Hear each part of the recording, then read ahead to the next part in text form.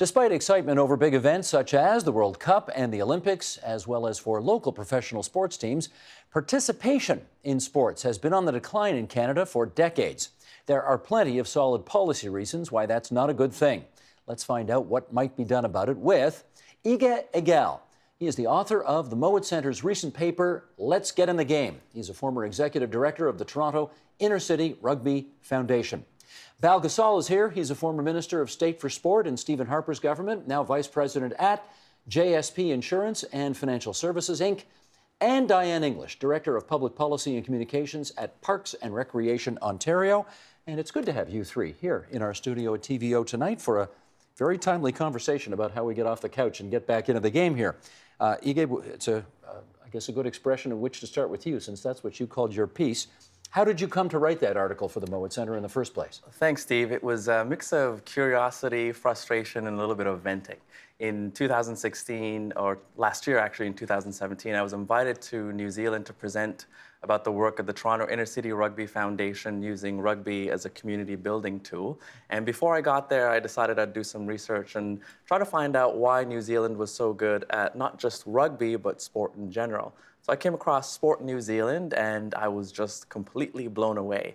And I knew in Canada we had a good sport policy, but what I didn't know was that it had its own Achilles heel written into it. Which was what? Which was the one paragraph that said, due to the jurisdictional frictions in Canada, it shouldn't be taken as though any one particular government or one particular organization would be responsible for implementing the policy. Jurisdictional meaning what the feds do, what the provinces do, all that. That's correct. There's always fighting about that. That's correct. Okay, all right. Now, you pointed out, I guess it was 25 years ago, that 45% of people in Canada participated in sports. Where are we today? It's hard to say, but in 2010, StatsCan released a number that put it at 26%. And since then, we haven't had an update, and this is the challenge when you don't have an organization that's dedicated to measuring and evaluating the sector. But one thing is for sure, Steve, and that's young children ages 5 to 18 are not getting enough physical activity. We are not reaching the daily guidelines, whether it's 60 minutes or 30 minutes a day. This was your, not only your responsibility, but your passion for a few years during the Harper years. And I want to know why you think so few of us are staying active in sports at this time in our lives. Steve, on top of the agenda, we have 13 different sports departments in Canada. There's one run by federal government, then every province do their own thing.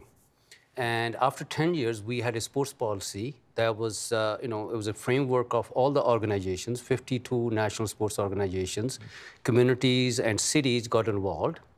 We developed a sports policy which was signed on by all provinces. We were in it, for the policy conference in 2014. It was signed, that was the framework, and implementation was up to the provinces, cities, and organizations. And I can tell you that I was there from 2011 to 2015, and participation in those years did go up. We funded participation. They do a sport day in Canada. Canadian Tire Jumpstart do a good job. We should just say participation. You brought that back. That was a thing about 40 years ago. 40 years ago. And then disappeared, I guess. Disappeared, yeah. And we brought it back. Yeah, we brought it back, and that's paying dividends right now. And other thing, I truly believe the infrastructure. In Ontario is 40% of the population. When you look at the national teams, we represent the lowest number of athletes for a long time because we didn't have facilities. We didn't host anything for a long time. The Pan Am helped with that. With Pan Am Games, we have world-class facilities, participation's going up, and we are reaping more medals. So we're back on the map there. Back on the map there. So it's working. And other issue we have is the mandatory physical education. That was, gone away from the schools. BC was the first province to bring it back. Quebec is doing a lot. But the rest of the provinces, I think, to your point, Igor, we need to bring mandatory physical education back to schools. Right to the end of high school? Right to the end of high school. How about in university or college as well? You want to go there? We should, we should. I think once the kids start participating at the younger level, then they get, hooked onto it, then keep on participating even through the universities. I mean, we got 12,000 university athletes, 2 years ago when I was involved, and they're all active, and we got good university sports programs, and we're very proud at the federal level to fund, all the programs. Okay, Diane, let me get you in at this point. Sports versus physical recreation. Is there a difference there? That's an age-old question, and one that the sport policy actually addresses, and other frameworks that have come out since, the Common Vision for Physical Activity, which was just released. We've got physical activity, we've got recreation, we've got sport. They should be working together. They should be collaborating, because municipal recreation is often the entry point. Even high-performance sport starts at the local level. And so creating that pathway through the different areas of expertise, you call them. So recreation has an area of expertise in engaging communities, in working with communities, in providing the facilities, in providing the physical infrastructure for sport. Just fill in the blanks there. When you say it starts at the local recreational level, that means what exactly?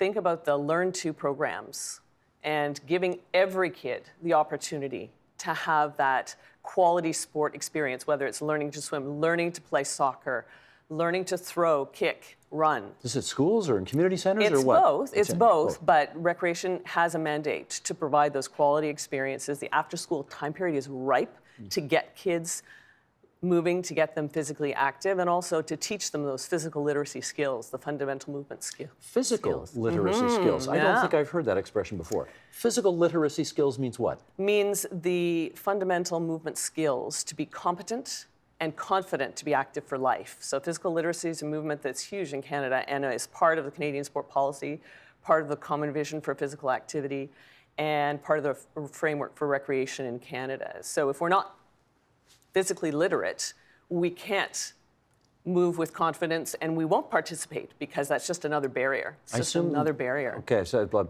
physical literacy meaning, can you throw a ball, can you skate, can you, all that stuff. Throw, run, catch, slide. They're very simple, and there's markers that kids should be reaching by the time they're 6 in order to have those skills. And then you've got the choice, because you can, you've got all of the skills, you've got all the tools you need.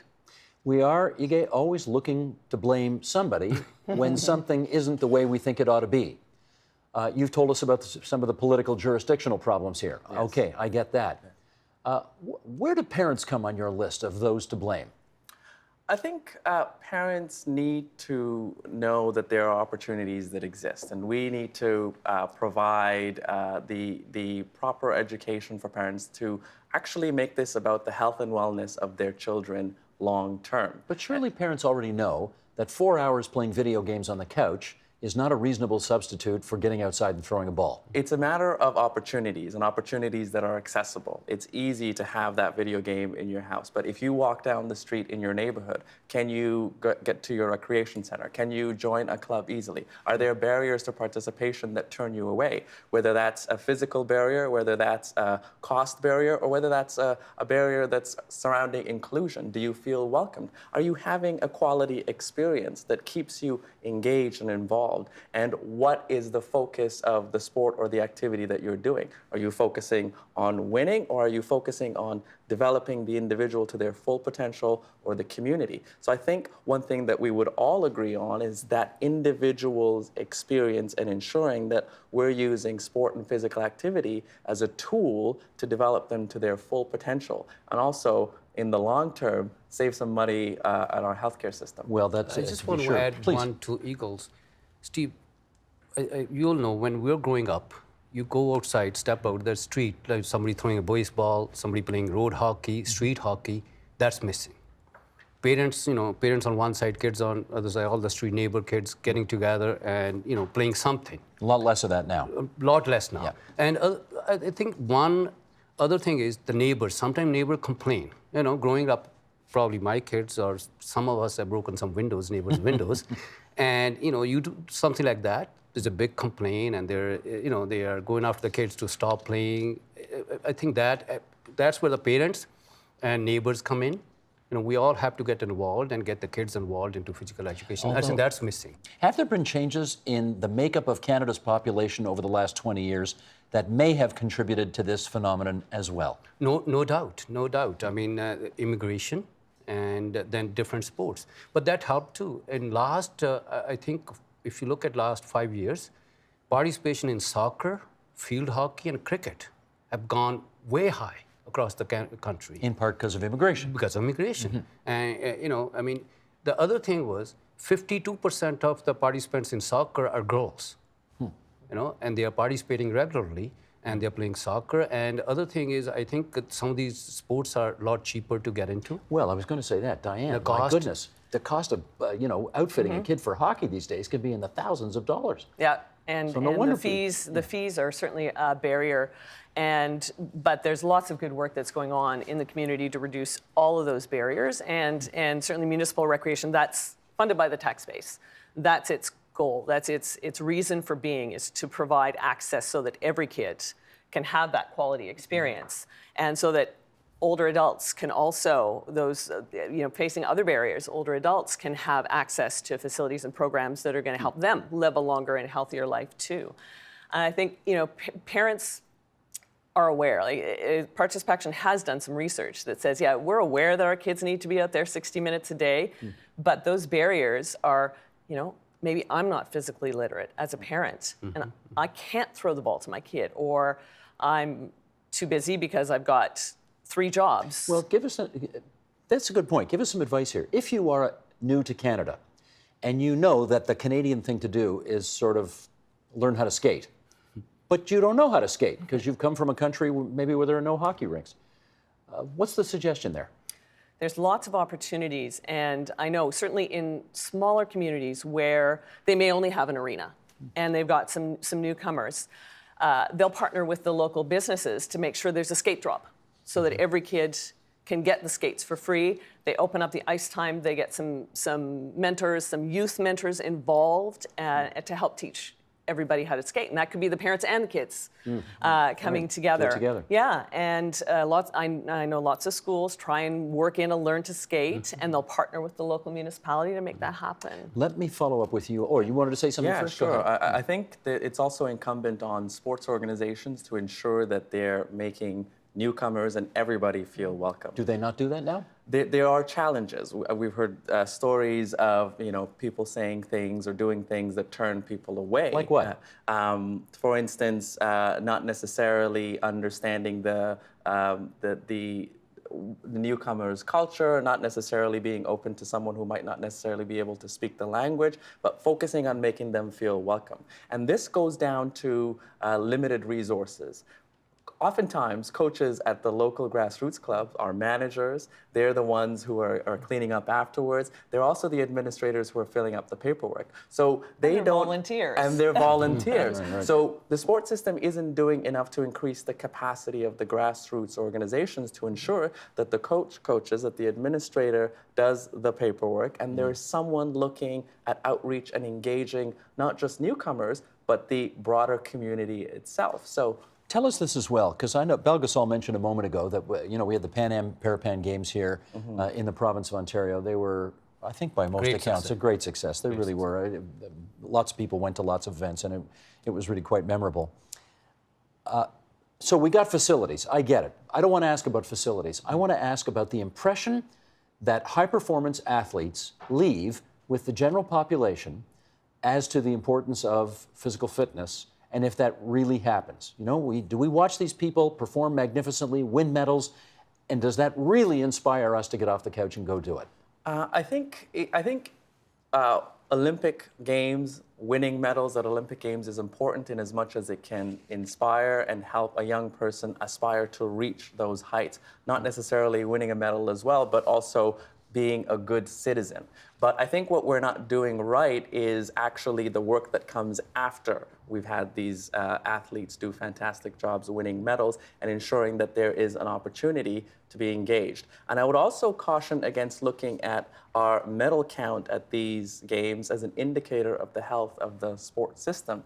Because if we look back at the policy and ask, well, what is the objective of the Canadian policy? There are 5 broad objectives, one of which is high performance. The others, of course, are introduction to sport, recreation sport, building an infrastructure for competitive sport, and sport for development. Ige, that's all well. It's all well and good to say that. When people watch this stuff, they want us to win. That's the bottom line, right? Yeah. They want us to win medals. If more people participate, if more people are able to get out and actually be part of the team, then eventually we are going to win more medals. It's a matter of ensuring that everybody has access and everybody has the same opportunity to chase that medal if that's what they want to do. Just to add to that, I think amateur athletes, Olympians and Paralympians, we don't use them enough in Canada. Use them in what way? In a way, when they win medals, they are on TV during the Olympics or Paralympics. After that, nobody knows about it. We got to, a lot of times I talk to even some of the media, sports media. In the morning, every morning, they play replays of last night's games over and over. If you start profiling amateur athletes during those, maybe once a week, kids see that, they get inspired. Now, other thing we should be doing, Canadian Paralympics Committee does that. They send athletes to the schools. We don't use these athletes enough. These athletes should be visiting, different communities, during the off season, going to schools. When kids watch them, when kids listen to them, they become role models, and the participation goes up, and those kids want to be that athlete. I hear what you're saying. I hear what you're saying. I wonder if this is more of a hockey, non-hockey thing. For example, everybody knows who Hayley Wickenheiser is, Cassie Campbell. I mean, the women of this country who won medals and were fantastic hockey players, then went and visited high schools and are getting lots of media attention. That's not a problem. Trampolining, maybe not so much. Rhythmic gymnastics, maybe not so much. You know what I'm saying? No, but the thing is, when the athlete walk into a school or a community center with a medal on, or even Olympic T-shirt on, doesn't matter who they are, what sport they are in. They talk about different, participation. When you talk to the stories of some of these athletes, and, there's a Paralympian Benoit from Montreal. Growing up, he said he participated in 5-6 different sports. Every, other week, he was bugging his parents, no, I don't want to do this, I want to do this, and different sports. Finally picked swimming, and he's been winning medals in swimming. Those are stories need to be told to the kids. And that's what's missing. Them. That will inspire them. That's missing. Gotcha. Let's play, Sheldon, should we do this now? Let's play this clip here. This past March, a girls hockey team from Fort Hope First Nations, that is 350 kilometers north of Thunder Bay. They raised 120 grand in order to train and then attend a tournament in Ottawa, a long, long way away. Let's show that clip now. Go, Sheldon. This group of girls from Fort Hope First Nation had an exciting week in the nation's capital. On Friday, they competed in their first ever all-girls Pee-wee tournament. I think they did amazing. They had a rough start, but they were able to get comfortable with the ice, and they were working together and talking to each other on the ice. And the best thing was seeing them is support each other, especially their goalie. Rebecca Jerome is a teacher and a coach for the 16-member hockey team. She's been working with the Res girls since September to get here. First, we were playing just in the gym, doing ball hockey. And then in January, when our ice froze over, we were able to go on the ice, and we've been playing on the ice since January. Okay, most of what we've been discussing here tonight, I assume focuses on cities or suburbs or even parts of rural Ontario as well. But we're now talking about a sports strategy that needs to take into account, Diane, very remote communities as well. How do we do that? If you want to talk about building capacity, there's a great place to start. Finding coaches that are qualified and that can give that quality experience is a real challenge. And I think, Ige, you had likened having something similar to the Canada Arts Council for sport in your paper. And the arts have done a great job with reaching out to northern communities by sending members of the Toronto Symphony Orchestra up to work with communities. And while distance and infrastructure are a challenge, it's about finding out what those communities need and listening to them, understanding what their real challenges are. It's great that we can go build a new facility in a remote community, and we made it full of all these small rooms because they thought that would be really useful. And they said, and the community came back and said, no, you can't do that because those rooms aren't safe for us. Meaning what? Meaning that's where bad things can happen in our community. And without that real interaction, listening to the community, and finding out what they need and what is really going to help them achieve their wishes. I mean, these girls did it all on their own, and they picked a fantastic name for their team. Yeah, Res Girls. Res Girls. And, I think it's making, it's recognizing the unique needs of those communities and respecting them, respecting what the path is that they want to take. Somehow, Ige, they managed to get from 350 clicks north of Thunder Bay to Ottawa just by raising money themselves, getting corporate donations. I mean, it was a tough sled, I'm sure. How does a new sports strategy nationwide leverage private funds as well?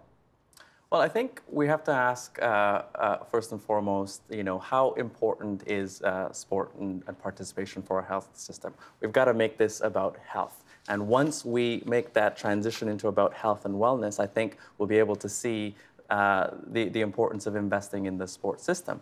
But there are several areas that this can really have an impact on. Taking a national organization that focuses on building capacity, that gives us a plan for infrastructure, but also encourages communities to work together and looks at some of the challenges that exist in measurement and evaluation that we have in the sports sector broadly. We don't know how good or how bad we're doing when it comes to sport because we don't have an organization dedicated to monitoring the health and wellness of the sector itself. Do we need one? We do need one. We don't know, participation numbers are a constant a challenge because there are reports that, put out different numbers every so often. But more than just participation numbers, it's understanding what we really need. It's being able to bridge the gap between the jurisdictions, but also between sport, recreation, being outside and outdoors, and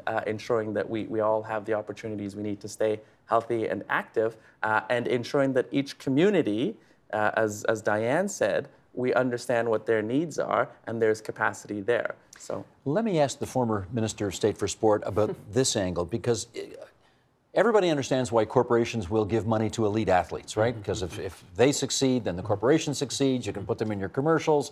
You can help sell their products, etc. How do you get private money flowing into less high profile, less elite kinds of circumstances? Well, there is partnerships. A lot of times when I was, sports minister, we put out something out there that Canadian government will spend this much money. Let's match it from the private sector, encourage them.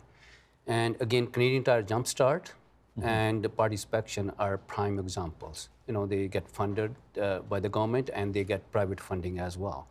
And I think we have 52 national sports organizations. 52? 52 national sports organizations, which are funded officially from federal government, and they are counterparts in provincial. And to Igor's point, there's a communication gap.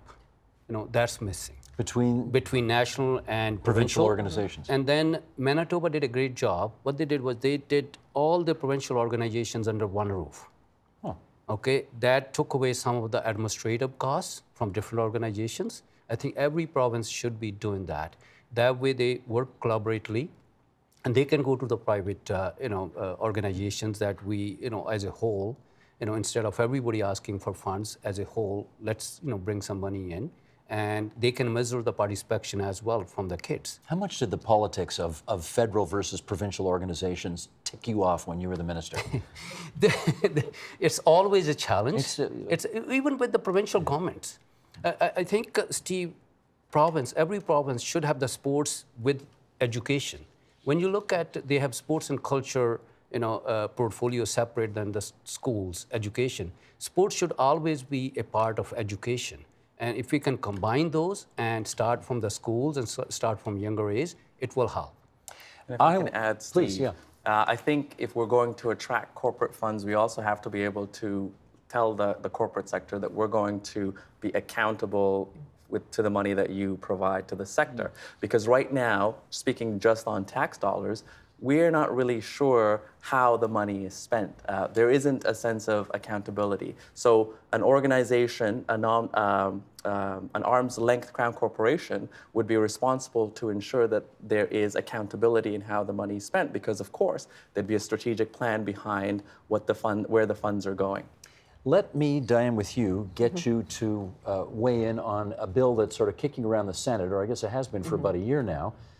This was a bill, you talk about elite athletes, you know, the former Nancy Green Rain, Yeah. who's no longer in the Senate, but she's subsequently retired, but of course, one of this country's greatest ever athletes. She pitched this bill.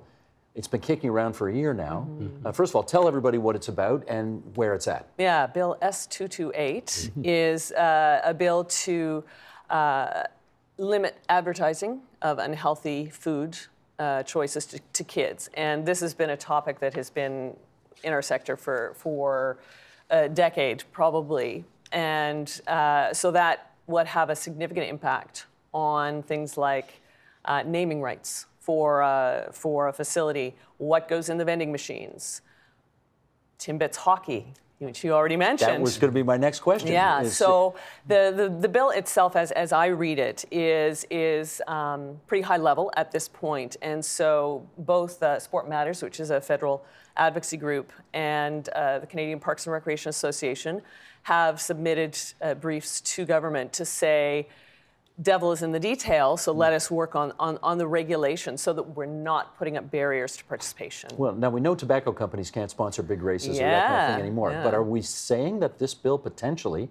I mean, donuts are fun to eat, but they're not necessarily the healthiest thing on the menu. And a lot of top athletes are sponsored by sugary beverage companies. There you go. So are we saying now that Coke and Pepsi and Timbits can't, and McDonald's can't sponsor I stuff remember anymore? going to the Du Maurier Jazz Festival, of course, we all, and I went to the launch, and they had, you know, packages of cigarettes there.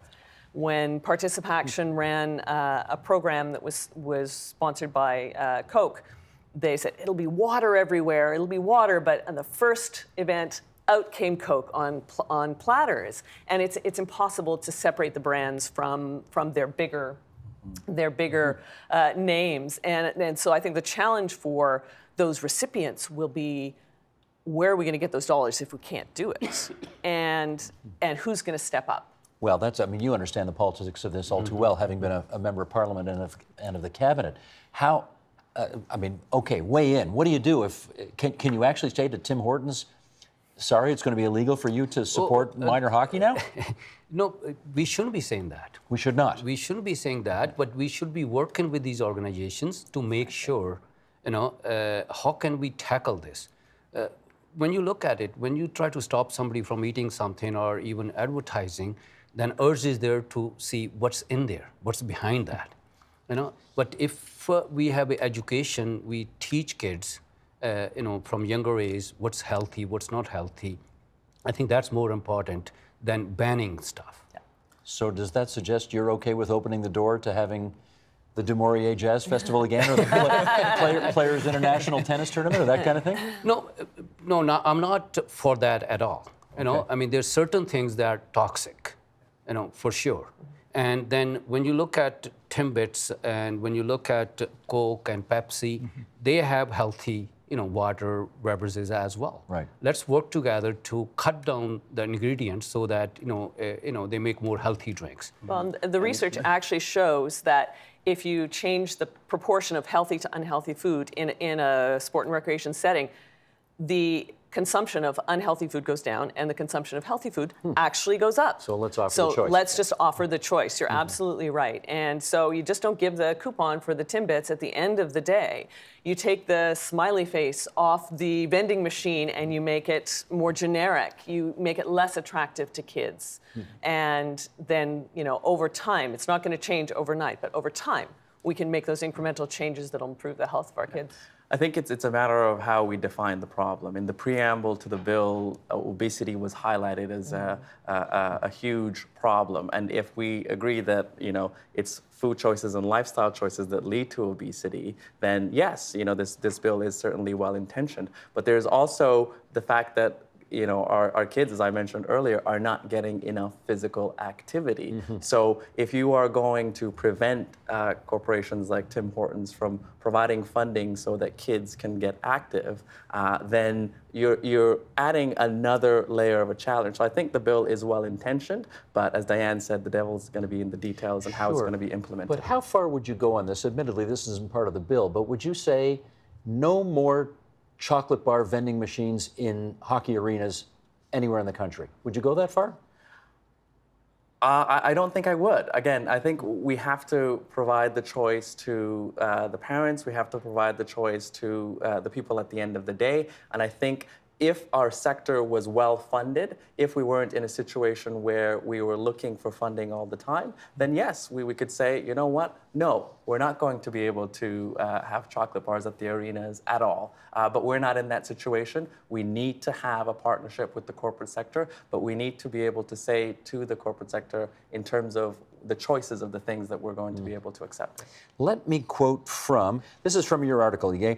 Right near the end. You say, in a world where iPhones and other digital distractions pose serious threats to the health and well-being of our citizens, as well as the sports sector, Canada needs a bold idea to ensure all Canadians have access to quality sport.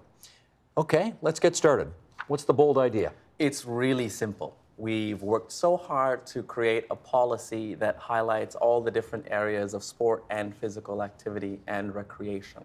But we've done nothing to actually implement that policy. We haven't empowered the sports sector to be able to do what we've said it should be able to do. So the idea is that create a crown corporation that is arm's length from the government, that has the responsibility to implement the policy and is accountable to the policy and to the taxpayer, that will be able to provide leadership for the sector, provide good data on the health of the sector, provide accountability and stewardship of public funds, and be able to galvanize and bring together the different components of the sector such that the jurisdictional friction that we have is allayed. Okay, let me make sure we save time here for responses. Your take on that?